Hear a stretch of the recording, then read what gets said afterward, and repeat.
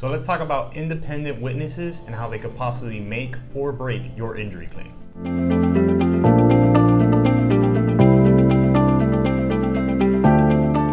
An independent witness is a third party that witnessed the car crash but wasn't involved in the car crash. And they could be extremely vital in cases that are called disputed liability cases.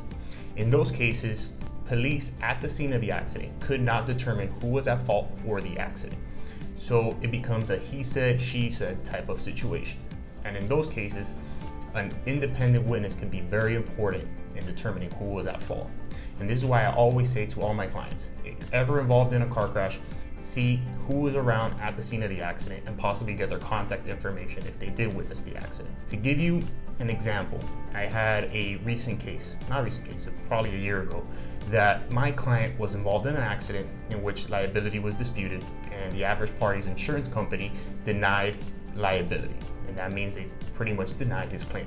So I went ahead and asked him, by any chance were you able to get contact information for a witness that saw the accident? He's like, you know what, Chris, I did speak to an older gentleman that was having coffee at a bakery at that intersection. And he told me he has coffee there every morning for the last 10 years and he's never seen an accident like the one he saw today. And the thing is, he never got his contact information. I told him, you know what, let's go tomorrow at the scene of the accident at the same time the accident occurred to see if that older gentleman is still there having coffee as he says he does every single morning. We went the following morning to see if that older gentleman was there having coffee, and of course he was.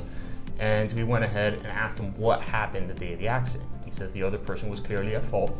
And I went ahead and asked him, is it okay if we could take a sworn statement from you so we can submit it to the opposing party's insurance company to see if they will admit fault for the accident?